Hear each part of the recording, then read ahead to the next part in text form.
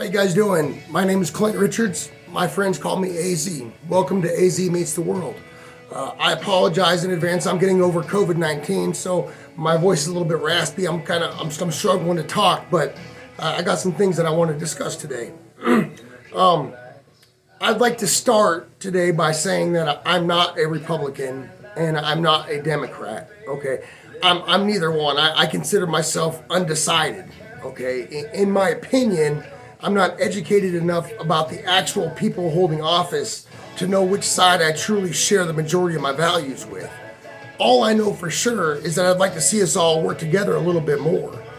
I don't understand the constant fight. In theory, we should all be on the same team, and I believe in my heart that at the end of the day, we all really are fighting for the same thing.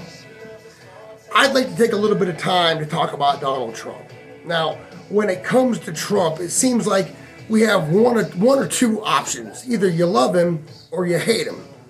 I don't understand it. Personally, I choose to respect this man. This man, he was our president, okay? That's a pretty big deal. I mean, I respect that, all right? Now, before he ran for president, I didn't care about politics. They didn't interest me at all. I was blind to our truths. The man that you see, the man that you've gotten to know as you followed this project of AZ Meets the World, I was focused on advocating for drug addicts and developing programs to allow the opportunity of recovery to become available to people who needed it the most. But politics, that wasn't in my sights. I didn't care. Then something amazing happened in our country. A man with no political experience, he ran for president and he won, okay? And America woke up. I mean, you either were all for this or you were all not for it, okay? It became common discussion amongst my peers and I. Suddenly, we started to pay attention to what was going on because this was a man that operates a little bit more like us. He took the helm and he took full control. It was his job and he utilized his position because he was a president of action. He made a lot of mistakes, but what he wasn't a puppet. He was Donald Trump, man. Now suddenly I became super interested in what was going on in our country and I started to learn what was happening. I started to actually take pride in being an American. Now, during his presidency, I made some mistakes in my life and I went to prison. And while I was there, I met a lot of people who, just like me, they started to pay attention to what was going on in America too. And this was all a result of extreme controversy that's attached to the Donald Trump saga. Okay, I mean, there's so much controversy attached to this guy. All right, so I started to notice how a lot of my peers, they were gaining interest just like I was. And it was all due to Trump's role in America. I saw the impact that he had on us. I saw what he did wrong. I saw what he did right.